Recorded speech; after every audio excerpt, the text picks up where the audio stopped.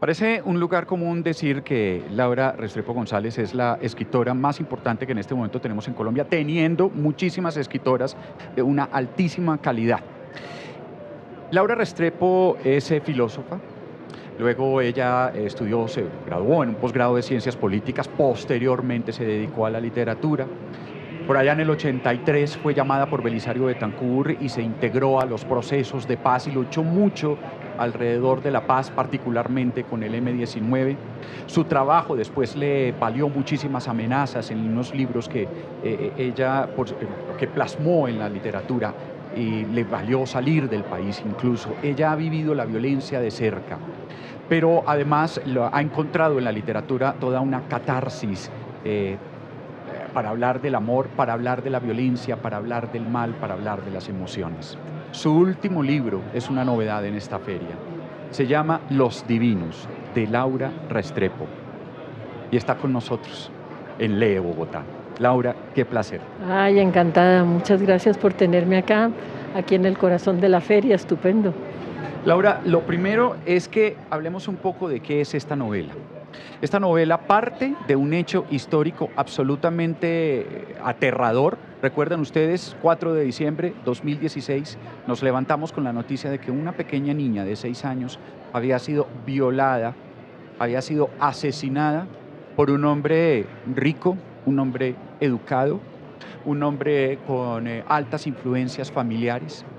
Y usted toma esa imagen y escribe una novela. ¿De qué es esta novela? Así es, el hecho real fue como el detonante. Yo andaba escribiendo otro libro que nada que ver, otro tema, y sin embargo, como todos los colombianos, yo creo que a todos nos estremeció, pese a ser un país desgraciadamente familiarizado con la criminalidad. De golpe, este crimen como que rebasaba todos los márgenes y desató la indignación nacional. Eh, yo no podía pensar en otra cosa, como nos pasó a todos, y debido a eso pensé, tengo que parar lo que estoy haciendo y trabajar en esto, porque yo necesito explicarme a mí misma en qué sociedad vivimos que pueda suceder una cosa como la que sucedió. Pero usted, Laura, no escogió, digamos, un género que usted había manejado, que era el del periodismo, sino que se fue por otro que también había manejado, que era el de la novela, y apeló a la ficción. Sí, quizás la ficción era una manera mucho más, yo no sé, más expedita para contar esto que la propia realidad. Claro, lo dices bien. Mira, lo que pasa es que de todas maneras era un hecho que la prensa había cubierto amplísimamente. El público en Colombia conocía muy bien qué era lo que había sucedido, quién era el asesino. Eh, no quería yo para nada ahondar en una investigación de los hechos. Yo quería más bien hacer una novela de ficción en donde no para nada una novela negra, donde hubiera una especie de suspenso sobre quién mató. Me interesaba saber cómo era la persona que había matado, y para eso la ficción resultaba útil, en la medida en que permitía como escarbar en el alma, ver qué amigos rodeaban a esa persona, qué le gustaba, cómo eran sus rumbas, cómo era su relación con las mujeres, cómo era... ¿Y en Dime. algún momento quiso volver al periodismo? ¿En algún momento dijo, de pronto el periodismo me sirve más para contar lo que quiero contar que la novela? ¿En algún momento le pasó por la cabeza? No, por el contrario, era necesario separarse de los hechos reales, digamos. En la novela aparece la mención al asesinato de la niña fugazmente y luego ya no se lo menciona más. Me interesaba más bien armar ese mundo de ficción.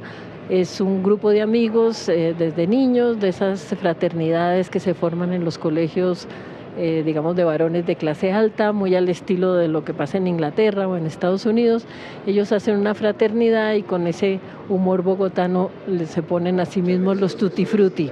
Sí. Los tutti frutti son 5 muchachos: el Hobbit, que va a ser el narrador en primera persona de la novela, el Píldora, Tarabeo, el Muñeco y el Duque.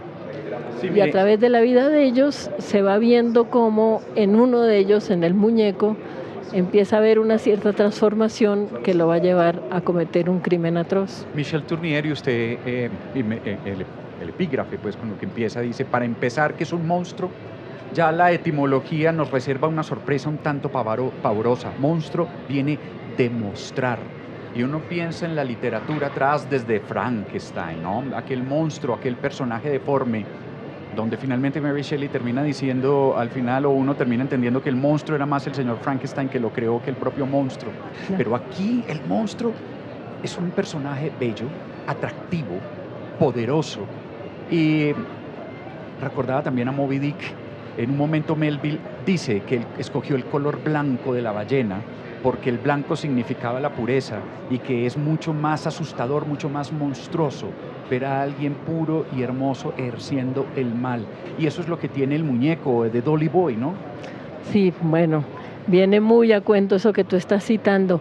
La cita, yo le doy mucha importancia al epígrafe de la novela, porque escoges una frase de un autor que te haya conmocionado y cuando te metes en el berenjenal de ir narrando, cuando te pierdes, te agarras al epígrafe para que, como una especie de brújula. Y el epígrafe dice, como tú bien leíste, el monstruo desde la etimología nos sorprende la palabra porque monstruo es lo que se muestra. Y ya pensándolo, monstruo. Viene de mostrar. Entonces yo pensé, si el monstruo es lo que se muestra, si el asesino es lo que se muestra, hagamos una novela sobre lo que está invisible, lo que está alrededor de él y todavía no nos hemos detenido a mirar. Y como tú bien dices, y lo dice Diane Arbus en una cita que también tengo hacia el final de la novela, ella es una gran fotógrafa que se dedicaba a buscar personas con deformidades físicas para su galería de monstruos, ¿no? La presencia tan fuerte en los Estados Unidos, se mete allá en la gran pobreza y los grandes personajes. En los circos, en las ferias. Circos, exacto. Sí. Y entonces ella dice, ¿quieres conocer un monstruo? Mírate en el espejo. Entonces la novela no era tanto señalar hacia quién, sino mirarnos a nosotros mismos. ¿Qué clase de personas somos y en qué sociedad vivimos? Que un crimen como este puede tener lugar. La pregunta que usted se planteó al escribir esta novela, como lo ha dicho, es ¿qué nos pasó? ¿A qué hora creamos este monstruo? A él le habíamos dado la posibilidad de tener educación, una familia que tenía viajes, que tenía mundo. Es decir, este personaje en la vida real, Rafael Uribe Noguera, había conocido, digamos, tenía academia, tenía una serie de cosas. Sin embargo, cuando uno lee la novela, se da cuenta que usted va dando puntadas y que todos los comentarios apuntan a un personaje que no valoraba a la mujer, a personajes que que ni siquiera les interesaba saber el nombre de ciertas mujeres, porque dividían el mundo en dos. Las que sí había que aprenderse el nombre y había que tratar bien, y las que ni siquiera importaba eso, ¿no? Sí, las mujeres que había que respetar, que eran las de la familia, las de las fiestas a las cuales asistes, las que te presentaban tus amigos, esas eran las de respetar, y el resto de las mujeres eran para irrespetar. Mira, yo creo que la novela intenta hacer una radiografía de un cierto tipo de ser humano que no es solamente propio de Colombia, sino que hoy en día hace parte de una cultura universal, que es el narciso. Muchachos, como dices tú, guapos, carismáticos, que tienen el mundo en la mano porque tienen el poder, tienen la educación, tienen la belleza, seductores de mujeres, carismáticos frente a sus compañeros. Pero con un grado de narcisismo y de hedonismo tal que hace del ego como una especie de religión, ¿cierto? Sí. ¿Por qué Laura Restrepo no escogió el punto de vista femenino para narrar un feminicidio, sino que se metió, además, en la cabeza de 5 hombres? Ahorita hablamos de malicia o alicia. Vale. Mira, yo creo que esa pregunta es clave. Pienso que si bien tenemos la gran ventaja de que la humanidad ha destapado el tema del feminicidio durante mucho tiempo a la sombra o oculto, tras la vergüenza, el secreto, de todas maneras ha sido mucho más explorado desde el punto de vista femenino. Mujeres que hablan contra el feminicidio, que lo denuncian. Pero yo dije, me interesa mucho más tratar de ver la mentalidad masculina. Entonces, a través de estos 5 tutti frutti, los amigos íntimos del asesino, ver cómo cada uno de ellos se relaciona con alguna mujer, la novia, la amante, la madre, la amiga, y finalmente que es el muñeco que comete el crimen atroz. fue un ejercicio duro. La novela está narrada toda en primera persona por uno de los 5 Tutti Frutti, uno que se llama El Hobbit. El Hobbit, le dicen el Hobbit. Sí. Y yo quise como meterme en los zapatos, no solo de un hombre, sino además de un hombre de otra generación. Bueno, y hay una mujer que es Malicia, o Alicia, a los que ellos llaman Malicia, precisamente porque, bueno, por unas circunstancias, la veían una mujer, claro, ahí está el otro, el no comprender a la otra persona. Malicia es como una especie de Casandra. Casandra en la mitología griega es aquella mujer que veía llegar, que iban a invadir Troya, gritaba, nos van a matar a todos, nadie le creía. Ella empieza a dar puntadas y empieza a ver esto, lo que iba a suceder, ¿no? Claro, fíjate, porque ya digamos hablando en términos literarios de la construcción de la novela, ¿por qué Malicia? ¿Qué papel juega ella en la novela? Yo sabía que esta novela iba dirigida a lectores y lectoras que ya sabían lo que había pasado, porque el hecho había sido ampliamente conocido. Entonces ya sabían. Y eso yo tenía que partir de ahí, ¿cierto? Aquí yo no estoy creando un suspenso, aquí yo estoy hablando de algo que ya se sabe.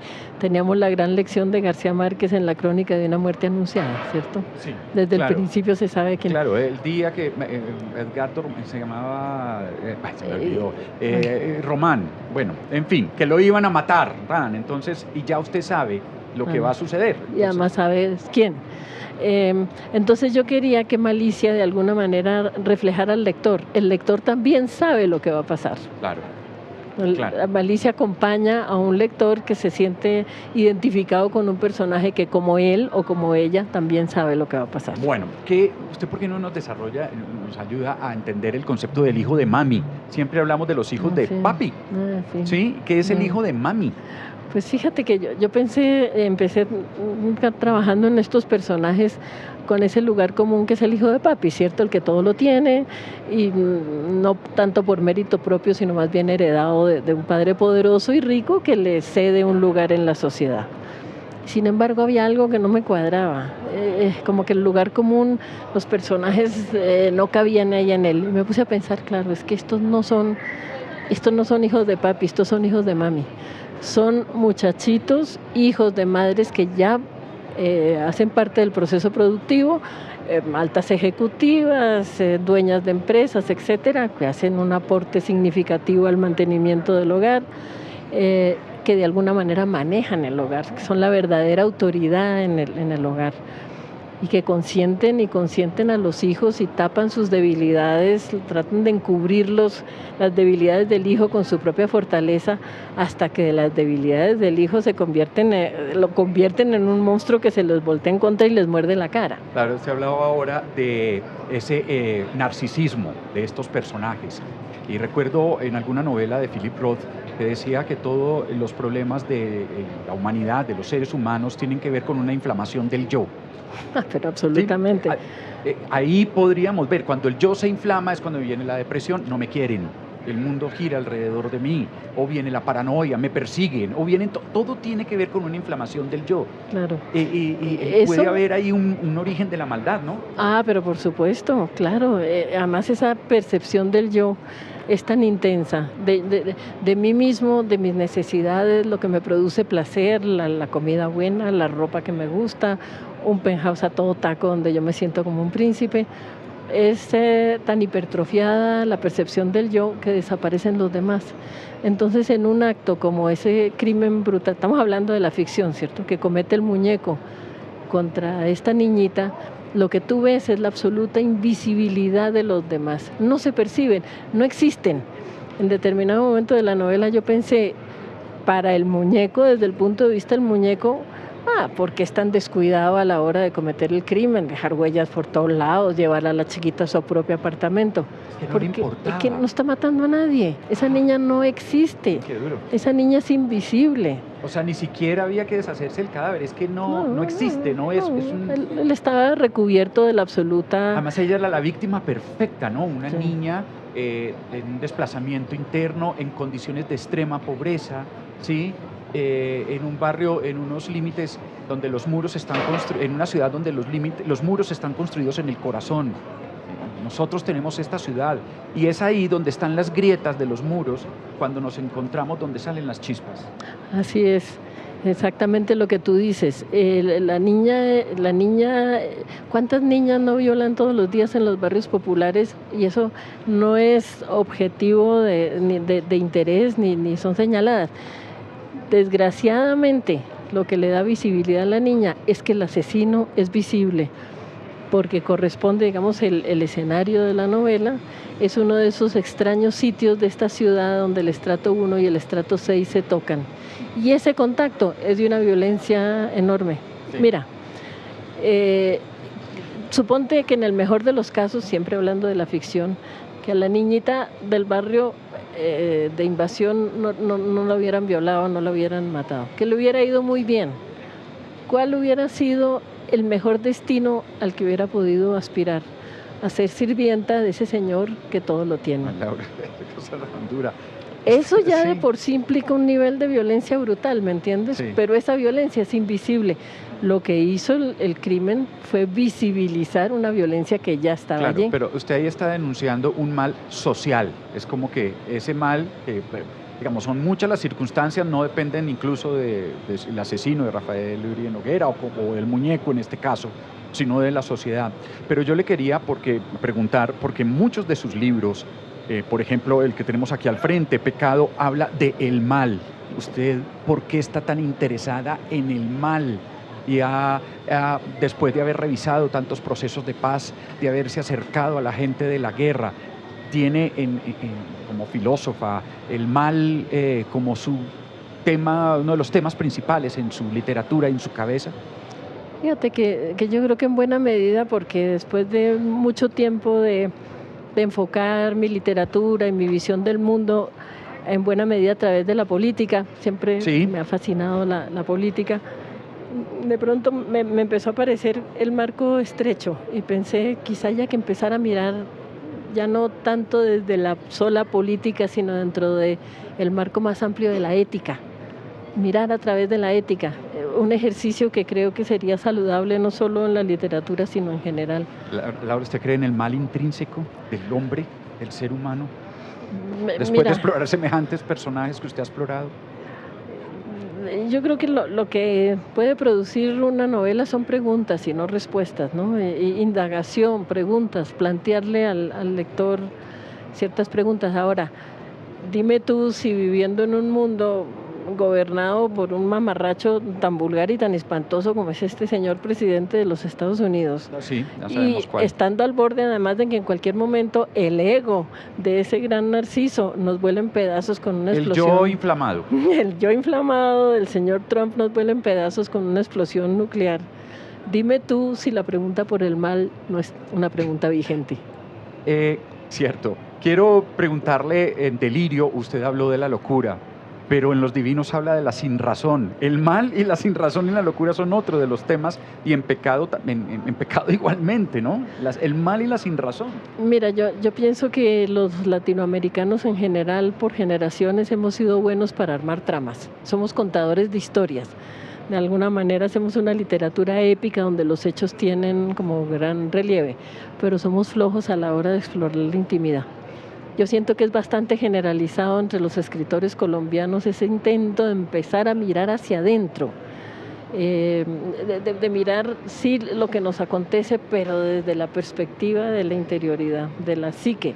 Ujú. Y en esa medida, esos elementos que tú mencionas, la locura, el estado mental, la tristeza, la debilidad. La locura y la sinrazón, ¿no? La Y uno dice, sinrazón. sí, claro, porque en Delirio era la locura, en Los Divinos es la sinrazón. ¿Qué pasó? ¿Qué es esta? Tratemos de encontrar aquí un hilo conductor. ¿Dónde tenemos la cabeza, no? Exactamente. Usted en sus novelas todo el tiempo está haciendo una exploración a la crítica, es una crítica moral a la sociedad. Exactamente. ¿Cuándo encuentra usted que un tema es un tema para usted? Votar una novela que está escribiendo, como lo hizo en esta ocasión, para escribir otra, o votar no, ponerla en la nevera, supongo, ¿no? Pero cuando encuentra, aquí hay un tema que yo por lo que veo es que le da una fiebre y dice, no puedo soltarme esta idea de la cabeza. Fíjate que yo creo que cuando no me deja dormir, cuando a las 4 de la Cuando mañana... llega la sin razón, el delirio. Cuando llega el delirio y a las 4 de la mañana estás muerto de frío ahí ante tu computador y dices, bueno, ya, esto ya no tiene vuelta atrás. Sí. Bueno, Laura, yo quisiera hablar ahora, cambiando de tema, de esta novela maravillosa que se llama Los Divinos, que está además narrada, como le decíamos, en una primera persona, en un lenguaje que lo va a usted envolviendo, como una gran narradora, sin unos diálogos, bueno, sí tiene diálogos, pero sin mucho diálogo, en ese ejercicio permanente que hace para encontrar nuevas maneras de narrar. Eh, yo quisiera preguntarle por una feria del libro. Yo quisiera preguntarle qué siente usted en un momento como estos. Tanta gente, tanto dinero, tantas maneras de pensar alrededor de un objeto como el libro. Literatura, divulgación científica, esoterismo, magia, medicina, lo que quiera. El libro. Es un encuentro fantástico, ¿no? La verdad que para un escritor y para un lector, que desde luego somos las dos cosas al tiempo, eh, pues esto es como el Cirque du Soleil, donde nosotros vamos a pasarla bien. Y el encuentro con la crítica, el encuentro con los editores, el encuentro con los lectores, de pronto como que todas las puntas o todo lo que gira alrededor del libro se junta. La presencia fascinante del libro como objeto, un lugar lleno de libros. Es como maravilloso que algo así pueda existir. Es el momento en que te encuentras con tus lectores, que es un encuentro mágico, ¿eh? Eso de pedir firma, Sí. no es una tontería. Lo que yo voy a hacer ahorita, además con mi libro. Bueno, te lo pondré ahí con Claro. mucho gusto. Pero la persona que está pidiendo un autógrafo, por lo general, además siempre tiene un librito propio entre el bolsillo, eso ya, Sí. ya lo sé, ¿cierto? Sí. La persona que se acerca es porque está escribiendo su propio libro. Aquí todos los jóvenes y las jóvenes son escritores en potencia o ya en desarrollo. Y es ese minuto de contacto donde te dicen tres cosas, pero claro, tú estás hablando de una persona que te conoce muy bien, que ha convivido durante horas contigo a través de tus libros. Es un momento como de una intensidad muy especial, donde tú sientes, aquí delante de mí está el destinatario para esta persona que tengo aquí delante. Para esta persona escribí yo el libro. Sí. Es- Le voy a hacer un giro no permitido, me voy a ir para otro lado, pero es que no soporto la idea de tenerla a usted. Usted dice, ha participado en tantos procesos de paz, ha visto el proceso de paz de cerca y voy a alejarla de la literatura para preguntarle de un momento actual.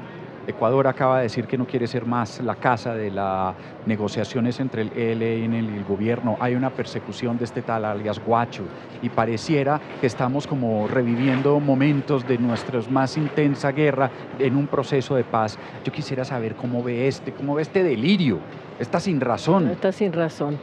Mira, precisamente vengo de Tumaco. Estuve hace 2 días, estaba yo en Tumaco haciendo un reportaje con Médicos Sin Fronteras en un proyecto lindo que ellos tienen es de apoyo a mujeres violadas o maltratadas sexualmente por los actores del conflicto.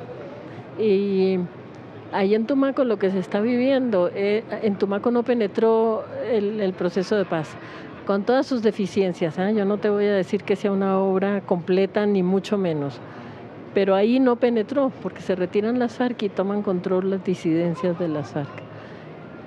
En Tumaco la guerra está casada. De hecho, muchas de las violaciones, que hablamos con muchas de las mujeres violadas, se da porque las mujeres se han vuelto objetivo de guerra. Es decir, son la forma de venganza contra tu enemigo, ¿no? Agarrar a la mujer y destrozarla. La mujer de tu enemigo, tú la machacas. Con respecto a la situación actual, yo me hacía la siguiente reflexión.